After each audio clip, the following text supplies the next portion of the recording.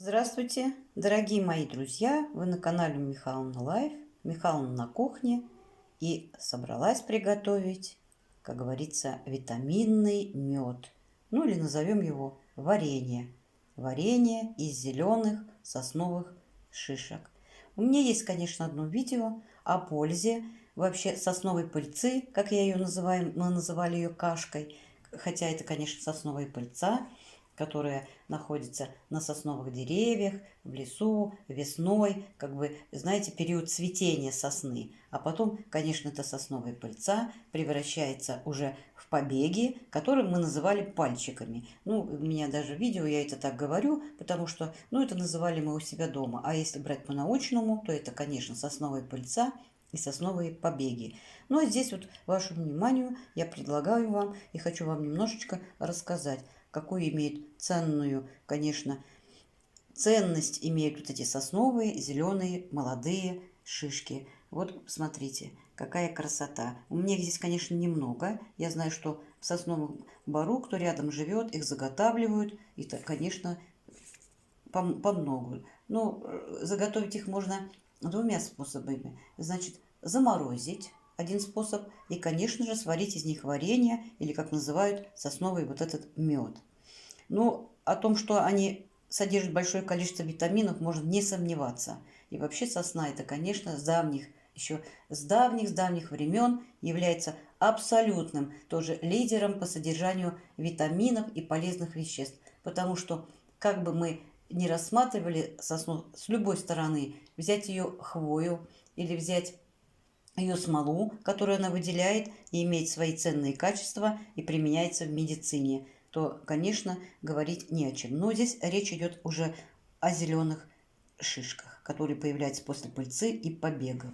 Они появляются в мае, и в мае нужно успеть их собрать и, конечно же, приготовить для хранения, чтобы потом зимой ими, как говорится, наслаждаться и применять для лечения. Конечно, раз состав в них витаминов большой, в них здесь содержится и каротин, который имеется вот в морковке, кстати, мы знаем, да, и имеются танины, и линолевая кислота, и алииновая кислота, и, конечно, здесь фитоциды всевозможные, и витамин В, С, П, К. Здесь много-много всевозможных витаминов в этих зеленых шишках. И, конечно же, они применяются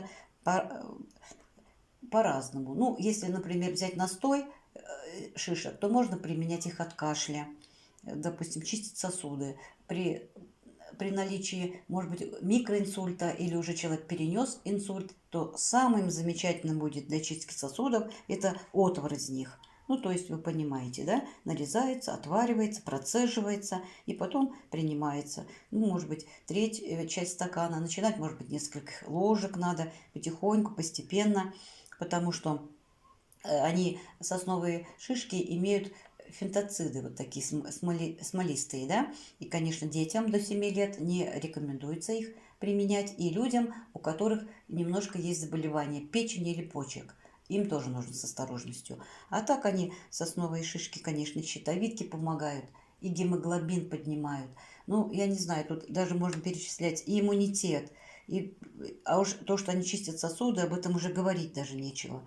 Ну, я и говорю, если кто-то не хочет, чтобы их вот прямо сейчас вот варили, как я буду делать сейчас немножко себе, хочу баночку сварить, вот, то можно, как говорится, варить компот. Варите компот, прям замороженные, они же будут в замороженном виде храниться. Берите одну-две на кастрюльку, киньте, и будет приятный хвойный запах, и, конечно же, польза, огромная польза.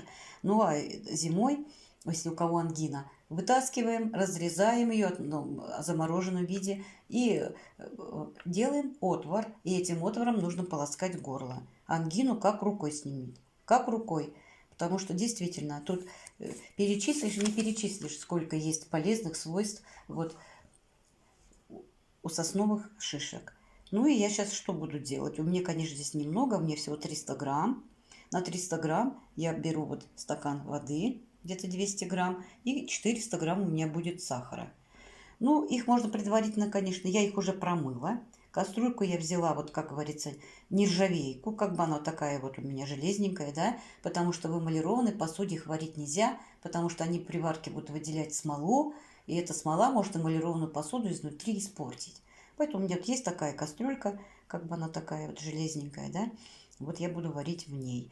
Ну, предварительно их можно, конечно, порезать, но я, наверное, не буду, наверное, резать. Хотя сейчас попробую. Может быть, порежу. Ну, уже я их заблаговременно уже помыла, просушила, как говорится, так немножко слегка. И, конечно, ну, подготовила сахара. Вот у меня 300 граммов здесь всего. И 400 грамм сахара я беру на это. И стакан воды. Сейчас я буду варить. Первые 5 минут я дам закипеть. 10 минут я, ну, 5-10 минут примерно, да, я подожду, буду потихоньку помешивать, чтобы сахар растворился. Как только сахар растворится, я остановлю это все и дам немножко остыть. Потом чуть-чуть подостынет, я опять начну. И буду так делать 3 подхода.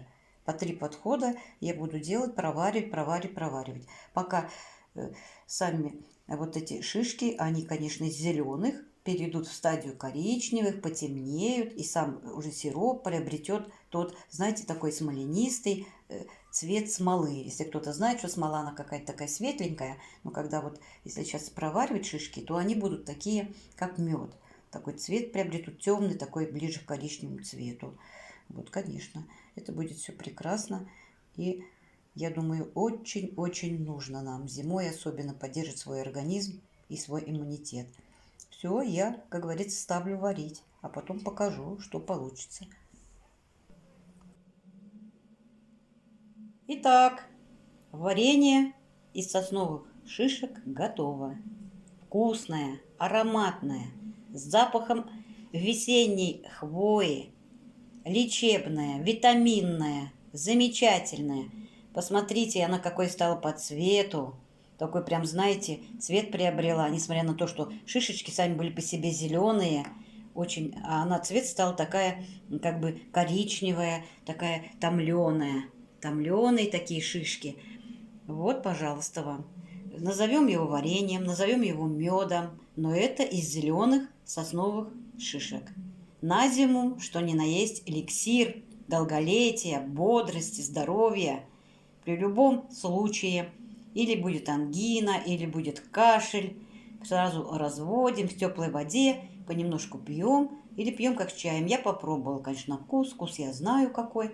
Я вам говорю, что кто вырос возле леса, запах хвои, ни с чем не сравнимый он. И, конечно, он идет с детства, он тянется за нами.